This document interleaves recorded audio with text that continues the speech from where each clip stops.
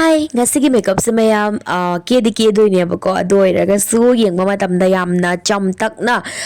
sum uba hai tare mayam ko nung yeng biro videos ta ko dewy glowy adugumba makeup boy doini adumna pamjam hawda makeup sta ba yai ko luhongba khangde ama any ko housing makeup sa hawru mamang da mayam mai se ko phajana han da thok pirani adugi matung da makeup tawdu mang da step amani ka tawgone ba ko adugi duna ko makeup to hena phajana ba phajana skin care tawbirani toner chai biba moisturizer malawa tai biba ko adugi matung da primer malawa tai jare Mayam aina hojik sinariba products sing je loina description box da link hapjarake description box check to bu ko e hoje hire ge ba ko karam kai sinai no haibado aduga aikoina mai de any product te rakpa matam da ko nga ka ki gap se thambira chatpi wa ba ko khuda ka tension biganu adumai to bata ra de ko makeup to mayam phajar haibadi aikoina makeup to amagi thabak to phajana tawba loi dringai da amamuk mathak ta sum aikoina layer tawsan bata ra de makeup to kai re phajadunu ko aduna mayam primer tai ring manung duga pisum se ek cha hore pisum se ek palor ba matung da concealer ama lore ko concealer ama lore ga phajana pisum gi matai sing se sengdok pire haibadi ka khona sembi re ba ko pisum ye kon dam da ka khara zum soi gi ba khot gi ba ka leitrane adugi do sigi jana kakpi ba yare aduga yeng pom dam se ko pisum se amna masana na tai ba sumaina kakpi ba se pisum se yam kakpa lor ba matung da hujik aina hujik tawr best step sigi se adi optionally ma'am kaigumba dum gi mai se dak duk tai ko adu bata di sigi step se to bi ko conceal to ba se habidi dak khum duine ba ko dak khum na ba gi damak tai khoina sna doriba concealer se ko gi skin tone se gi dark ocean ba color sina gani hoi ma'am orange color ki character sisina ba yai kaim kai de adom gi need ki matung in haibadi dak to gi mathak depend oire chatori ba thabak to gi matung in na ko kyam yam na long lasting makeup se kyam kui na gi makeup no tori se ko adugi matung in koina product se lo ba yai anis da gi compare ta ura ga koina long lasting oi ba se color correcting to bi ba se orange color gi apha character ma sina ba do adugi to hena long lasting oi mayam aduna yengo adona dum khanbiro ba ko long lasting makeup to doini doi tar di color correcting se to biro aduga dark se su yamna intense oin ta ba yamna haibadi yamna dark se kanna ta ba dark oi ba tar ga di color correcting to biro ko aduga yam ta da ba dark se ko sum khajikrak dum tarini adoi tar ga di concealer na su sum khumgi ne ba mayam concealer aphabam lauraga adum sina biro aduna su adum khumani How's mayam dark duk sing loina cover down loi jare aduga brush sama lawraga blend tawre ko beauty blender na blend to biganu mayam kaigumba dark duk men mataraga di ko haibadi aikoi gi khut na natraga aikoi gi brush na blend to basna coverage te phangba hele ba ko aduna igi una di ai dark duk men bagi da makta beauty blenders na de beauty blenders de mayam products yam na absorb to banina coverage so khara wathai dana aduna dak dung men ga da already ai khudna natraga ko khudna natraga brush na dum men jai mayam how's mayam foundation ama laura ga ahan bada dakla na tawna foundation ration bida ko sandok pirani ba do tawna loina finger gi mateng na natraga brush na do su yai kaim kai de aduga mayam aikoi gi section khaidoga taibiwa ba haibadi mai se tangkhai ma tairo ko adugi matungda blend to biro aduga amuka sumaina part to na ne adumain tawraga taibiraga blend to biu adugi duna blend to bandam sum masana laga haidi me ame ngone hojikti olang solang bani nei khona fan kai ka thai dana ko makeup to bada ado fan kai ka tha bani nei khona ahan da loina punna sando di ama blend to ringa da ama hekta kang chalaka ne ba duna kangjan bataraga di phajare ba foundation do yeng pa matam da dry patchy keki maina oil rani aduna mayam sumaina section da divide to biraga taibiraga foundation te blend to biu I hope mayam clear oiramani how's same foundation brush to do the lauraga phajan tawna blend to thokchare Makeup se mayam flawless yamna nalhange masa nalhange haina khanwa taragadi blend tawbada matam yamna changhanbiu video se oibagi haibadi matam se yam changi ne abako video oibagi na sum kakhat khatlaga sum edit tawra kholaga se wo khara likna tawna thangat pani mayam blend tawbada matam yamna changi ko aduna blend se phajana tawbiu matam changa tawna masa nana blend tawbiu ko Howsing mayam ahanbada aikoina sinagiba concealer do dark color gi concealer ni ko adigi do dark mennabagi damaktani aduga foundation gi mathakta tharaktoriba concealer sina aikogi foundation asidagi light oi thokpa concealer ne abako light oi thokpa sigina ke to habada highlighting concealer haidoi ne abako sigise mayam mengo product gi chap mane ko concealer ngaktani loina sida kogi shade to mai machu do manada be wari tani abako sida confusion oi bigano abako dark color sina aikogi dark se mubanina madi aikogi skin tone gadi manan leitedana dark se adugi maramgi aikoina dark color sinarakpani abako aikogi dark sida angauba aikoina angauba concealer taisan ba matamda dark to aikogi machu do change oigini aba machu do gray rom da chakharani adegi adugi duna kai to habada dark to cover ore aba maram adugi aikoina dark color gi sinai hauzik foundation mathakta thagi ba concealer do highlighting concealer aikogi skin tones dagi ado matai foundation to ko skin tone dagi light oi thokpa foundation ni ado iba taragadi foundation adu dagi concealer do na hena amuka light oi thokpa machu lawdibako adugidona aikogi mais da highlighting effect ama pibigani bako sisina mayam yengkhon da dum phajei hai tare mayam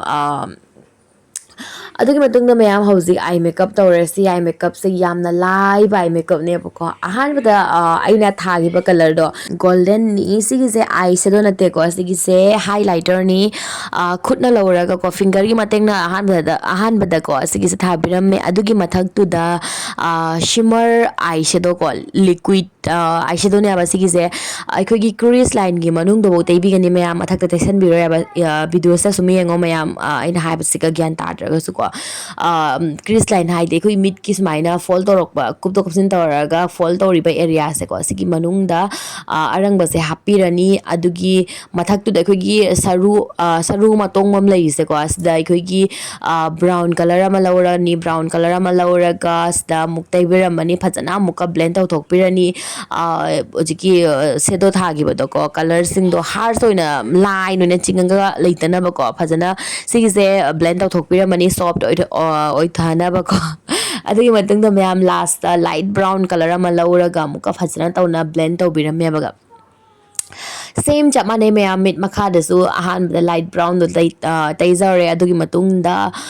khara medium brown color do adugi the lauraga muka taire aduga mayam haujiki arangba mid thaka tai ki arangba do adugi do chap mana na mid makha da su khajikang taibirame aduga ngasi gi makeup se mayam khajikang aikogi Korean gi style do mai no idine bako mayam loi mana hai da loi mix tawsalaga sigise mayam khalambana mako aina eye look se khalambana ma tawrakpana mani mayam makeup taw phamgradi ai samak su khangde ba aina dum khangiba makeup to ado taw da bida to parom da su dum tawgiba nu bichu dum yawe mayam ngasi gi eye makeup se aseng taseng na maki ai sigise tawni ana khangna tawgiba nate ko sum yek pade color se sum tai bade dum ama sum oi khre aduga mayam aseng ki yamna phajaba eye look ama last oire aba ko mayam haibade aina sum easy oina sum mayam da sum utkana dum khanbado ado mayam sigi se ina sum aina style tawraga di easy oina sum khanjagi ba ko ado mayam aina hojik ye kibodo white eye white kajal ne bako sisna mit se amna ngan doi hai tar yeng matam da mit che khar law thok ko malhan bako ado mayam yengo white kajal se ma se ango ma chu oi bagi maram na yam da khar dark oi be skin da di white se yek ta bi da nude rom da ko khar nude kajal phang mane bako skin color nu mai na du do lo piu hoi ango ba mi medium bo ko ai di akoi gum bo medium bo ko adum yak pa yai white kajal se mayam ye ga yengo ko mayam picture ga li o kai kai देखो makeup की सी तौद यादे हाइबगी rule लेते हौजे ma'am eyeliner अमु येक्चरे आईलाइनर येक्टिंग ममांग दको आई शेडो मा लौरगा इना आईलाइनर दो येक्थोयबा अहानबगी सिगिसना अखोगी लिक्विड से लिक्विड लाइनर से एक मतलब खचिता खुदनिंग पखोट पा लेइदना खो पई खुदना तौदना बनेबा अहानबदा समाइना आई शेडो कलर अमा लौरगा येक्थोक्चरे अदुगी मथक तुदा आईलाइनर ब्लैक लाइनर अमा लिक्विड लाइनर दो अदुदो लौरगा मुका थाजरे मैम आई मेकअप से सुम हाइफेट अमा लोइरे को हौजे contour contour amuk tawrasi mayam sigisine koi naton seng matamda yamna tumba naton malhanba hai tare mayam sum phajaba ko hojik khajitang heavy malamgani aba color se but sigise blend tawlor matungda loina nan gine hai tare mayam ahan bada contour habadi contour powder logiba brush to adugiduna natte ko ina blend tawrise hojiki contour logiba brush to na adum aikoina blend taw taradi yenguna loina koitei tei sanaraga masana nalroidana aduna ahan bada brush ama lawraga taire adugi matungda clean brush habadi color yawdabi brush ama lawraga amuka phajana sumaina blend tawthokjare mayam I hope clear oibiramani aina ngangda soraga mayam video siga phajana munna yengdu ko how's mayam face contour amuk tawrasi mai sida aikoina layer mayam tawhibani ko aikogi mai gi sum natural tajariba shadow do adugido loina khumjangidana ko adugido amuka aikogi contour gi mateng na natural shadow do amuka pibiba aduga mai da sum aikogi khajitang chawba part kari kak to aikoina sum contour sana kakpira khotpiraga illusion ama sum pibiramba yai ko somgi mai gi shape ki matungina somgi pakchaba mong na mayam contour se tawbiba yai ko sigise mayam contour se karamaina tawgani khangda taragadi already gi channel da video yawna leibani ba mai gi shape ki matungina contour karamaina tawgani aina adu chalaga yengbiro phajana munna gyan tana ba ko aigi ondi ko mayam aina hoji thar area sing se sida sum thabasna ngonda sum se sina phajaba heli haitare mayam aduna smain tawna mayam ai tejare aduga fazana muka blend tawrani hojik mayam contour se tawna loire blush am lojare blush lawrani blush amuk tharani ko blush se mayam yengo habadi ahan bada dak law lotion bigo no ko habadi blush am mayam na hena pigmented oibas leibani abako adu do jam na losalura ga khona dak thaisan ba matam na ne blend tawbada im wamni ba nap chala leigina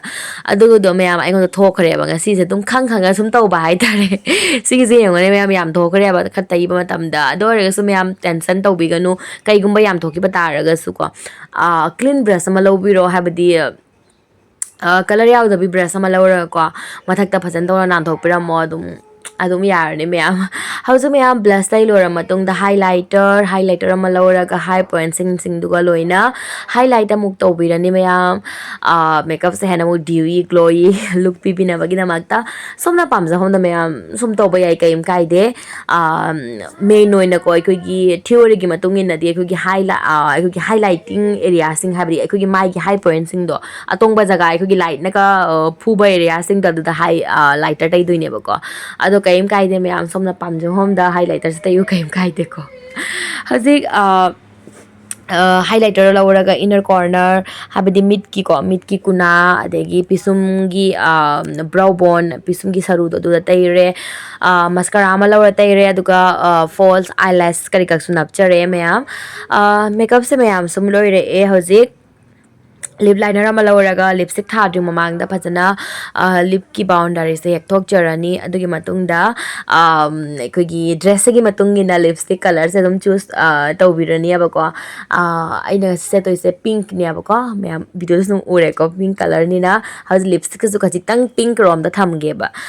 agi wenadi ko ado mayam lipstick se thana loiraga hojik aroibada ko makeup fixer ama lawrani phajan da chaibirani makeup se hena muk long lasting oina ba aduga mai da extra glow ama muk bibina ba ko makeup fixer jam important ni aba sigi se lipstick ke thar lora matung da ko kuna se ma pan se khajitang kakpina mu sigi se na mu sum hai phajabani mayam sum try tawne yengo ko sigi se mayam so mayam sitting as sigi final look